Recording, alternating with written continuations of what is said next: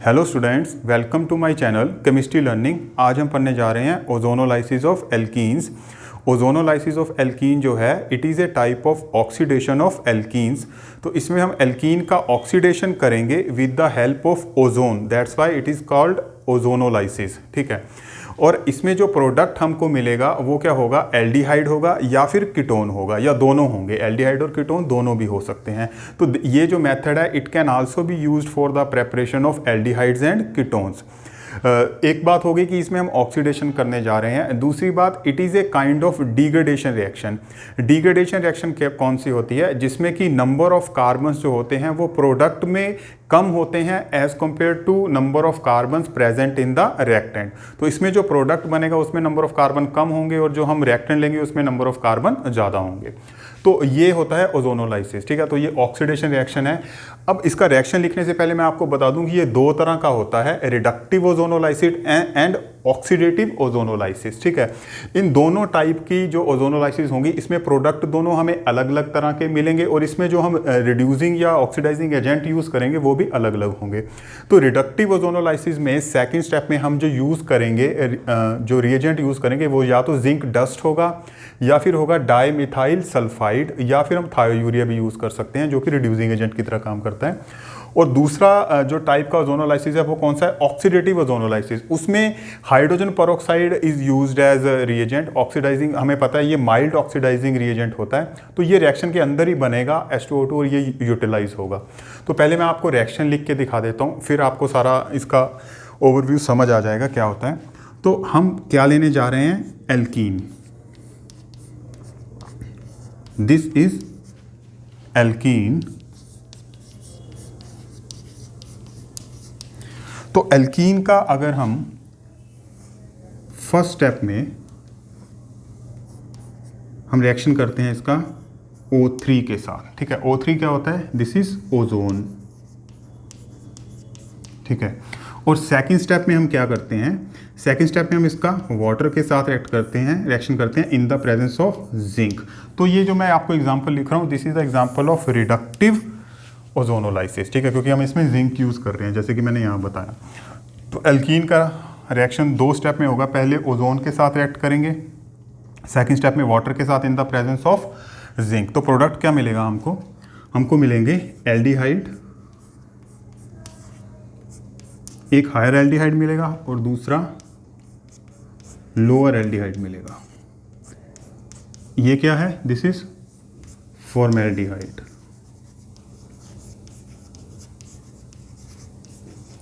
ये भी क्या है, दिस इज आल्सो एल्डिहाइड। ठीक है, तो इसमें हमने क्या किया आप देख सकते हो, ये ऑक्सीडेशन हो रहा है। ऑक्सीडेशन क्यों हो रहा है, क्योंकि यहाँ पे कार्बन्स के साथ ऑक्सीजन ऐड हुआ है, देखो। ठीक है, दूसरी बात, ये डिग्रेडेशन रिएक्शन है क्योंकि यहाँ पे नंबर ऑफ कार्बन इसमें कम है, यहाँ पे देखो ज़्यादा नंबर ऑफ कार्बन है, यहाँ पे कम है, तो that's why it is called degradation reaction. इसमें हमने करना क्या है, हमें ये जो डबल बॉन्ड है इसका क्लीवेज करना है, इट शुड बी क्लीव्ड। ये डबल बॉन्ड हमने तोड़ना है। ठीक है, जब हम डबल बॉन्ड को तोड़ेंगे तो क्या होगा, इस कार्बन की भी दो वैलेंसीज फ्री हो जाएंगी और इस कार्बन की भी दो वैलेंसी फ्री हो जाएंगी। तो क्या करना है, आपने एक ऑक्सीजन इस कार्बन के साथ जोड़ देना है और एक ऑक्सीजन इस कार्बन के साथ जोड़ देना है। तो देखो क्या बनेगा, RC डबल बॉन्ड OH, ये बना RC डबल बॉन्ड OH। ऐसे यहाँ पे क्या बनेगा, HC डबल बॉन्ड OH। ठीक है, तो ये हमको क्या मिल गए, दोनों एल्डिहाइड मिल गए। ऐसा भी हो सकता है जिसमें हमें एक एल्डिहाइड मिले और एक कीटोन मिले, ऐसा भी हो सकता है दोनों कीटोन मिले। ठीक है, तो या तो हमें एल्डिहाइड कीटोन मिलेगा, ठीक है, या दोनों मिलेंगे। ठीक, तो अब ये रिएक्शन के मैं तीन कैरेक्टरिस्टिक लिख देता हूँ। पहली चीज, this is oxidation reaction. Second, this is degradation reaction. Third जो आपको याद रखना है कि इसमें जो डबल बॉन्ड है ये टूटेगा। ठीक है, ये क्लीव होगा, ये वाला। ठीक है, दिस वन। तो इस तरह से हमको एल्कीन का ऑक्सीडेशन करने से हमको एल्डिहाइड्स मिल गए। अब ये जो मैंने आपको एग्जांपल लिखा है this is the example of reductive ozonolysis. ठीक है, रिडक्टिव ओजोनोलाइसिस क्यों है, क्योंकि फर्स्ट स्टेप में तो हमने इसका ऑक्सीडेशन किया, सेकंड स्टेप में हमने इसका रिड्यूसिंग एजेंट के साथ इसको रिएक्ट किया, जिंक डस्ट के साथ। अब हम बात करते हैं ऑक्सीडेटिव ओजोनोलाइसिस में क्या होगा। ऑक्सीडेटिव ओजोनोलाइसिस में क्या डिफरेंस आएगा कि हम सिर्फ और सिर्फ यहाँ पे जिंक डस्ट नहीं यूज़ करेंगे, ठीक है। सिर्फ सिंपल हम इसको सेकंड स्टेप में वाटर के साथ रिएक्ट करेंगे, ठीक है। वाटर के साथ रिएक्ट करेंगे तो क्या होगा, आप देखो यहाँ पे जो प्रोडक्ट चेंज होगा वो कैसे होगा,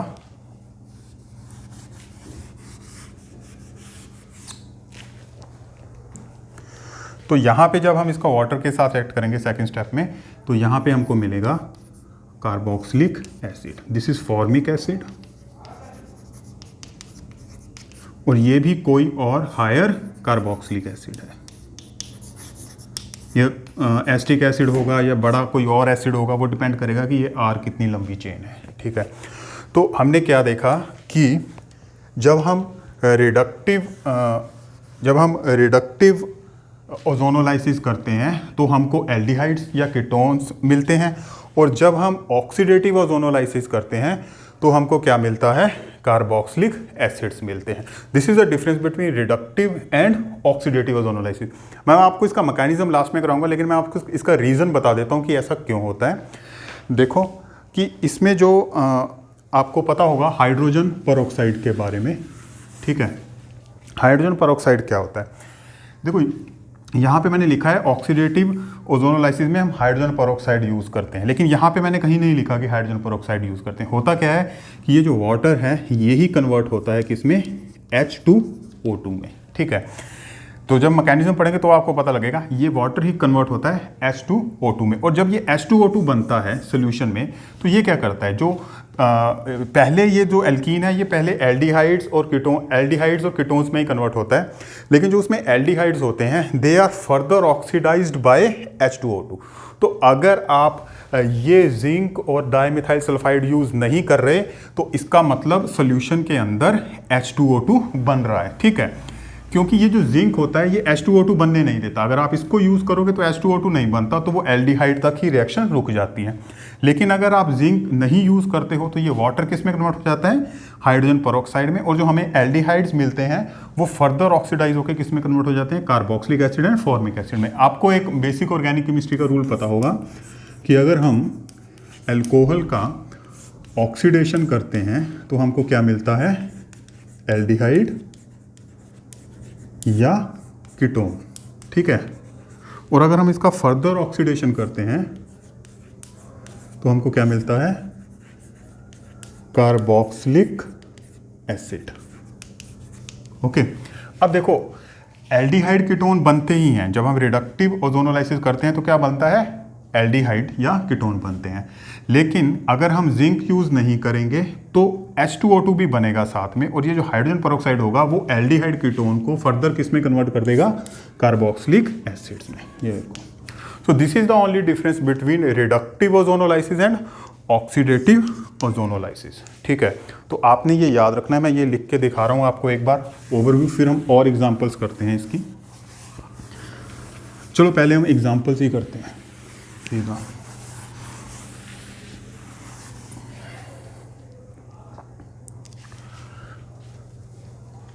फर्स्ट एग्जाम्पल सपोज करते हैं, हम लेते हैं यहाँ पे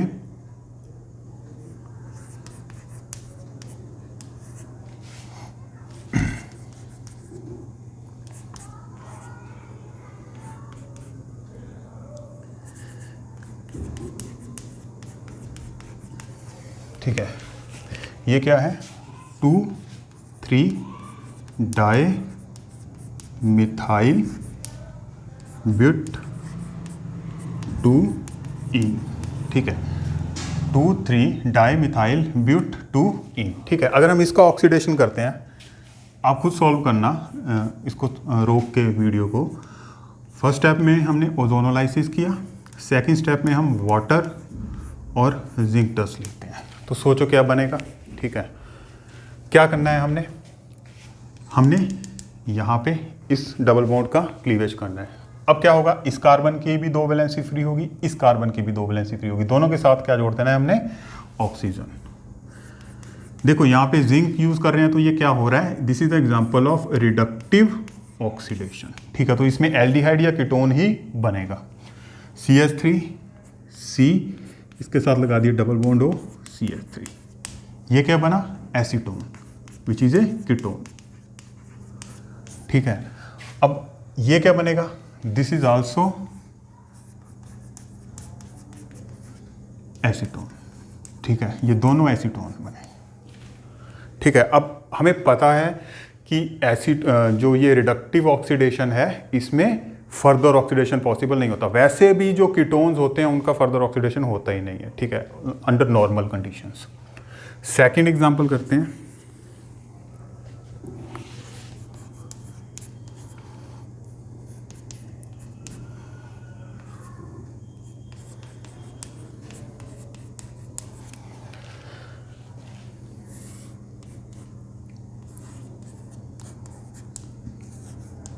सेकेंड स्टेप में वाटर, और फिर से हम क्या कर रहे हैं, दिस इज रिडक्टिव ओजोनोलाइसिस। अब देखो क्या बनेगा, वीडियो को पॉज करके आप करो सॉल्व इसको। यहां से ब्रेक करेंगे हम,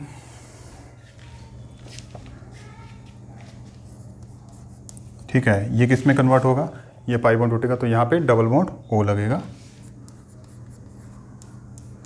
ये क्या बन गया, एसिटाइलडिहाइड। ठीक है, और ये किस में कन्वर्ट हो जाएगा, कीटोन में, यानी कि एसीटोन। ठीक है, तो आप देख सकते हो यहाँ पे क्या हुआ, हमने रिडक्टिव ऑक्सीडेशन की और ये कन्वर्ट हुआ, ये पोर्शन कन्वर्ट हुआ एल्डिहाइड में और ये पोर्शन कन्वर्ट हुआ कीटोन में। तो आपने क्या ध्यान देना है कि ये जो डबल बॉन्डेड कार्बन है, ध्यान देना, ये ट्रिक है, ये ट्रिक है। अगर डबल बॉन्डेड कार्बन जो है, अगर इसके साथ H लगा है और एक CH3 लगा है और एक कम से कम एक H लगा है तो वो एल्डिहाइड में कन्वर्ट होगा। देखो ये पोर्शन, ये वाला जो पोर्शन है ये किस में कन्वर्ट हुआ, एल्डिहाइड में। और जिस कार्बन के साथ, जो कि डबल बॉन्डेडली कार्बन, अगर उसके साथ दोनों मिथाइल ग्रुप लगे हैं, दो कार्बन लगे हैं, तो वो किस में कन्वर्ट होता है, कीटोन में। तो ये वाला जो पूरा ग्रुप है, ये वाला, ये कन्वर्ट हुआ कीटोन में। ठीक है, अब क्या करते हैं, अब हम इसी रिएक्शन का, मैं इसको दोबारा से लिखता हूं साफ करके,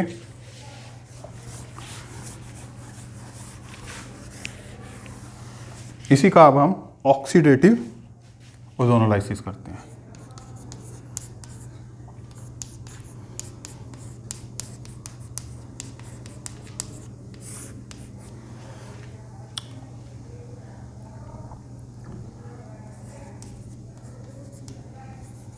अब मैं यहाँ पे सिर्फ वाटर ले रहा हूँ। ठीक है, मैं कोई भी इसमें अलग से रिएजेंट नहीं डाल रहा। ठीक है, that's why it is called ओ, यानी कि ऑक्सीडेटिव ओजोनोलाइसिस। ठीक है, तो देखो क्या बनेगा, तोड़ना हमने ये डबल बॉन्ड ही है। ठीक है, अब क्या करना है, हमने जब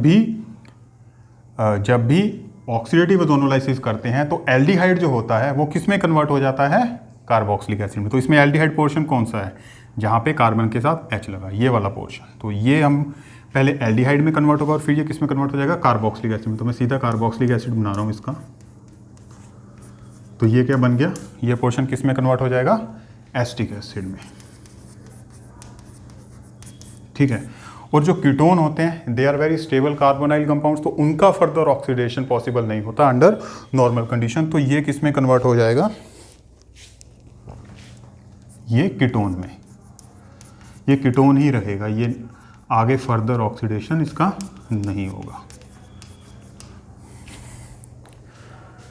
ठीक है स्टूडेंट, आप आई होप इतना समझ गए होंगे। और भी एग्जांपल्स करते हैं। आपने एक बात याद रखनी है कि जब रिडक्टिव ओजोनोलाइसिस कर रहे हैं तो जो एल्कीन है वो एल्डिहाइड या कीटोन में कन्वर्ट होगा, और जब हम ऑक्सीडेटिव ओजोनोलाइसिस कर रहे हैं तो वो ही एल्कीन जो है वो कार्बोक्सिलिक एसिड तक चला जाएगा। अगर उससे एल्डिहाइड बन रहा है तो वो कहाँ तक जाएगा, कार्बोक्सिलिक एसिड तक। ठीक है, लेकिन अगर उसमें कीटोन बनेगा तो कीटोन ही बनेगा, वो आगे फर्दर ऑक्सीडाइज नहीं होगा।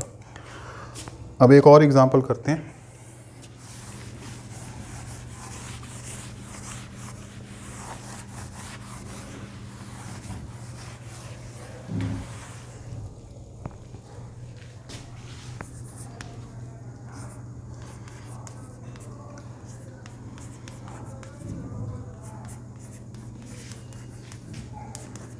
अब इसका हम करते हैं ऑक्सीडेटिव ओजोनोलाइसिस, ठीक है, ऑक्सीडेटिव ओजोनोलाइसिस। अब देखो इसमें क्या बनेगा। अब स्टूडेंट सोचेंगे कि भाई इसमें ऑक्सीडेटिव ओजोनोलाइसिस कर रहे हैं तो इसमें कहीं ना कहीं पे हमको कार्बोक्सिलिक एसिड मिलना चाहिए, लेकिन नहीं मिलेगा कार्बोक्सिलिक एसिड, क्योंकि इसमें जब हम ये डबल बॉन्ड का क्लीवेज करेंगे ना तो हमको दोनों कीटोन मिलेंगे, और ketone can not be further oxidise under normal conditions. तो हमको यहाँ पे दो मॉलिक्यूल किसके मिल जाएंगे, कीटोन के।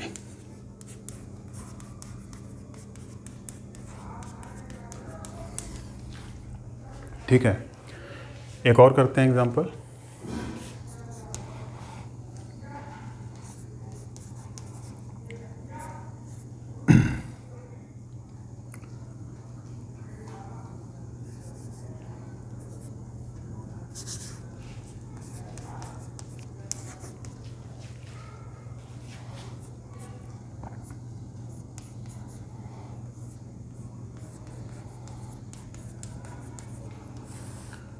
इसका करो रिडक्टिव ओजोनोलाइसिस, ठीक है, इसका रिडक्टिव ओजोनोलाइसिस करो और मेरे को कमेंट बॉक्स में कमेंट करो।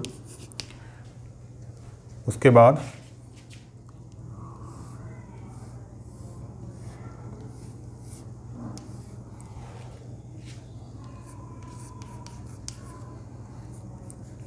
इस मॉलिक्यूल का ऑक्सीडेटिव ओजोनोलाइसिस करो, ठीक है। इसका रिडक्टिव ओजोनोलाइसिस करना है तो आपने बताना है मेरे को कमेंट बॉक्स में कि यहाँ पे क्या बनेगा और यहाँ पे क्या बनेगा, ठीक है। अब हम पढ़ते हैं इसका मैकेनिज्म।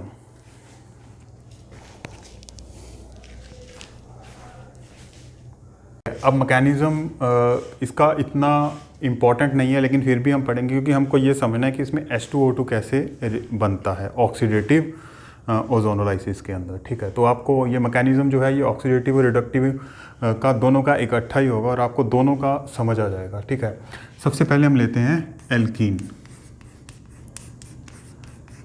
ठीक है। ये एल्कीन है और इसको हम रिएक्ट कर रहे हैं किसके साथ, ओजोन के साथ। तो ओजोन क्या होता है, O3, ठीक है। तो जो ओजोन है उसका स्ट्रक्चर ये होता है, ठीक है। यहाँ पे आप देखो वैसे इसका जो स्ट्रक्चर है वो जो हाइब्रिड स्ट्रक्चर होता है वो इस तरह का होता है, दिस इज हाइब्रिड स्ट्रक्चर, ठीक है। लेकिन यहाँ पे इसका रेजोनेटिंग स्ट्रक्चर जो बनता है उसमें क्या होता है, देखो यहाँ पे ये जो ऑक्सीजन है ये 3 बॉन्ड बना रहा है, ठीक है। जबकि ऑक्सीजन 2 बॉन्ड बनाता है, तो ये 3 बॉन्ड बना रहा है, इसलिए इलेक्ट्रो डेफिशिएंट है, इसके ऊपर पॉजिटिव चार्ज है, ठीक है। ये ऑक्सीजन तो 2 बॉन्ड बना रहा है अपनी वैलेंसी के अकॉर्डिंगली, तो ये न्यूट्रल है। और ये वाला ऑक्सीजन जो है ये इलेक्ट्रॉन रिच है, इसके ऊपर कौन सा चार्ज है, नेगेटिव, ठीक है। तो ये ओजोन की जो ये स्ट्रक्चर बनी this is it's resonating structure, ये इसकी हाइब्रिड स्ट्रक्चर है, ठीक। अब क्या है, अब होता क्या है इसमें, आपने ये देखना है कि ये इसमें कौन कहाँ पे अटैक करेगा। आप देखो ये जो है ये इलेक्ट्रोफाइल की तरह काम करेगा, ठीक है। और ये इसके पास पाई बॉन्ड है, एल्कीन का ऑक्सीडेशन करने जा रहे हैं, एल्कीन के पास पाई बॉन्ड है, तो जहाँ पाई बॉन्ड होता है वहाँ इलेक्ट्रॉन ज़्यादा होते हैं। आपको पता है ये कैसे काम करेगा, न्यूक्लियोफाइल की तरह, ठीक है। अब आप ये सोचोगे कि इसमें इलेक्ट्रोफाइल की तरह कौन काम करेगा, सब स्टूडेंट्स के दिमाग में एक ही बात आ रही होगी कि ये ऑक्सीजन करेगा क्योंकि इसके ऊपर पॉजिटिव चार्ज है। पर बेटा क्या है कि ये जो ऑक्सीजन है ना, आप ध्यान से देखो ये पहले 3 बॉन्ड बना चुका है, तो ये 4th बॉन्ड अब ऑक्सीजन कभी नहीं बनाता, ठीक है।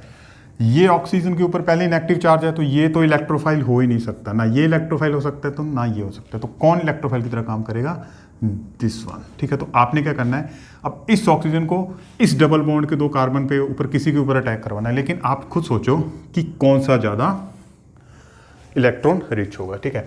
अगर ये इलेक्ट्रॉन, ये पाई इलेक्ट्रॉन इस कार्बन के पास जाते हैं तो यहाँ पे पॉजिटिव चार्ज आता है और ये कौन सा कार्बोकैटायन बनता है, सेकेंडरी कार्बोकैटायन। और आपको पता होगा कि secondary carbocations are more stable as compare to primary. अगर ये पाई इलेक्ट्रॉन, आप सोचो जरा, अगर ये पाई इलेक्ट्रॉन इधर को मूव करते हैं तो यहाँ पॉजिटिव चार्ज आता है, तो ये बनता है primary carbocation which is not very much stable. तो इसलिए ये पाई इलेक्ट्रॉन मूव करेंगे इस कार्बन के पास और इसके ऊपर आ जाएगा पार्शियल नेगेटिव चार्ज और यहाँ पे आएगा पार्शियल पॉजिटिव चार्ज, ठीक है। तो इसका मतलब क्या है, ये इलेक्ट्रोफाइल कहाँ पे अटैक करने जा रहा है, इस नेगेटिवली चार्ज CH2 के ऊपर, ठीक है। तो अब इसको हम इसके साथ जोड़ रहे हैं, देखते हैं क्या बनता है, RCH, ठीक है। इस तरह से था ये CH2, तो ये पाई बॉन्ड हम तोड़ देंगे, ठीक है। ये पाई बॉन्ड तोड़ देंगे, यहाँ पे आ जाएगा पॉजिटिव चार्ज, इसके साथ आके लग गया ऑक्सीजन, ये वाला डबल बॉन्ड वाला।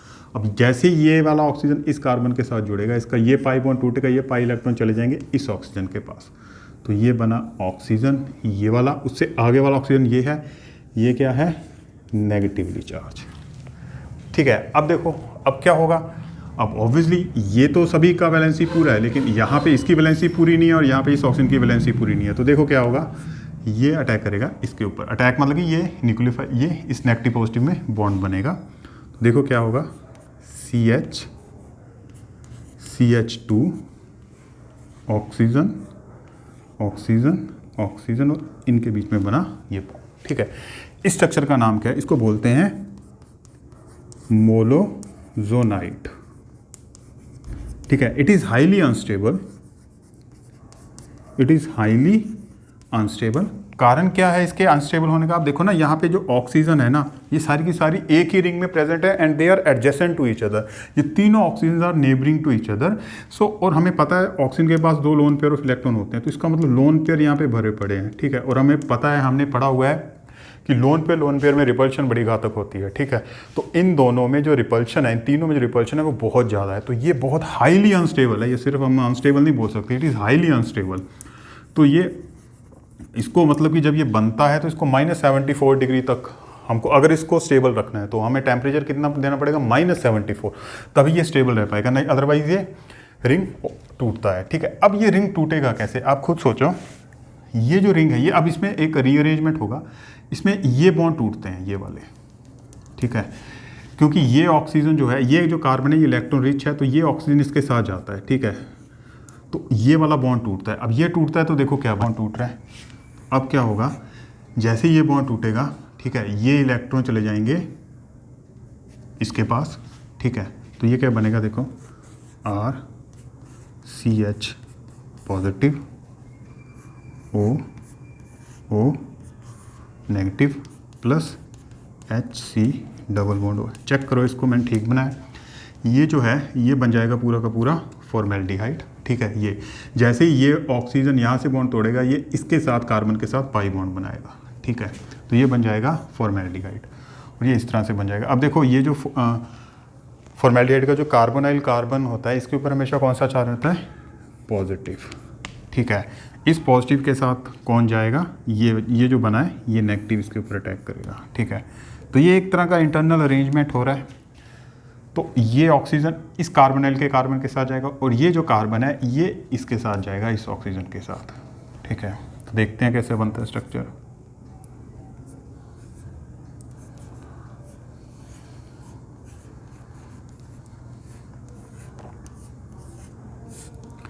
तो ये स्ट्रक्चर बनेगा। ठीक है, इसको हम क्या बोलते हैं, दिस इज कॉल्ड ओजोनाइट। ये काफ़ी स्टेबल होता है एज़ कम्पेयर टू मोलोजोनाइट। क्यों स्टेबल होता है, क्योंकि इसमें ऑक्सीजन थोड़े से एक दूसरे से दूर हो गए हैं। यहाँ पे तीनों ऑक्सीजन एक दूसरे के बिल्कुल एडजेसेंट थे। ठीक है, यहाँ पे ऑक्सीजन जो है वो एक दूसरे से दूर हो गए हैं, तो वो थोड़ा सा लोन पेयर का रिपल्शन कम हो गया, इसलिए थोड़ा सा स्टेबल होता है ozonide as compare to molozonide. अब ऐसा नहीं है कि बहुत ज़्यादा स्टेबल है, इसको हम वाटर के साथ भी रिएक्ट करेंगे तो भी ये रिएक्ट करता है। तो अब नेक्स्ट स्टेप में क्या होगा, अब देखो ये स्टेप 1 था जो हमने O3 के साथ रिएक्ट किया था, याद करो। ठीक है, ये स्टेप 1 था। अब स्टेप 2 में क्या करते हैं, हम इसको वाटर के साथ रिएक्ट करते हैं। अब यहाँ पे आपको जिंक का इंपॉर्टेंस पता चलेगा कि जिंक क्या काम करता है। देखो यहाँ पे क्या है, यहाँ पे जब आप इसको वाटर के साथ रिएक्ट करोगे तो आपने ये याद रखना है, ये फार्मूला आपने यहाँ पे वाई बनाना है, इस तरह से अपने दिमाग में बनाना है, कॉपी में मत बना देना, ये ऐसे लगेगा कि कोई बॉन्ड है। ठीक है, मैं इसको ऐसे बना देता हूँ डॉटेड, ताकि आपको समझ आए इस तरह से। ठीक है, ये बन गया। ये मैंने क्यों बनाया, ये जहाँ पे ये क्रॉस हो रहा है वो बॉन्ड आपको तोड़ना है। ठीक है, ये इस फॉर्मूला को आपने याद रखना है, ये पाई ये वाई बनाना है आपने। ठीक है, जैसे ही देखो ये बॉन्ड टूटा ये वाला, ठीक है, ये पूरा का पूरा कैसे निकल जाएगा, एल्डिहाइड की तरह, यानी कि फॉर्मेल्डिहाइड। ये पूरा का पूरा कैसे निकल जाएगा, एसिटाल्डिहाइड, यानी कि aldehyde, not acetaldehyde, aldehyde, higher aldehyde. अब क्या होगा, ये जो ऑक्सीजन है ना, ये जाएगा इस वाटर जो मॉलिक्यूल है वो इस ऑक्सीजन को निकालता है यहाँ से।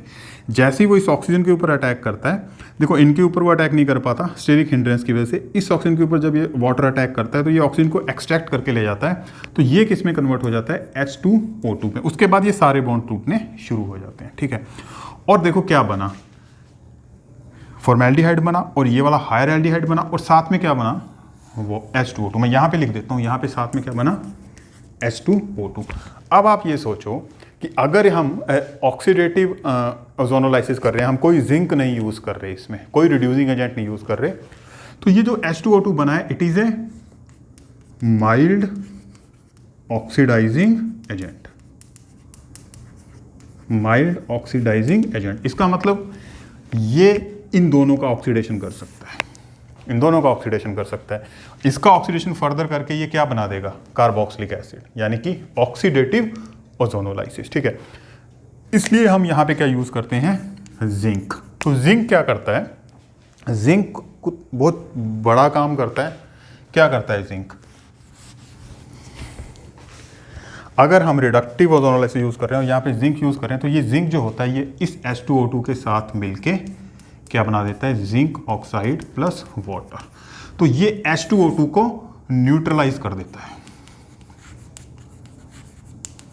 बस ये सिर्फ क्या करता है, जिंक इस H2O2 को न्यूट्रलाइज कर देता है, उसको वापस वाटर में कन्वर्ट कर देता है, जिससे कि जो ये H2O2 है ये इसका फर्दर ऑक्सीडेशन करके कार्बोक्सिलिक एसिड नहीं बनाता, ठीक है। तो ये होता है रिडक्टिव ओजोनोलाइसिस। अगर हम जिंक ना यूज करें यहाँ पे तो H2O2 बनेगा, H2O2 इसका ऑक्सीडेशन करके इसको किस में कन्वर्ट कर देगा, कार्बोक्सिलिक एसिड में।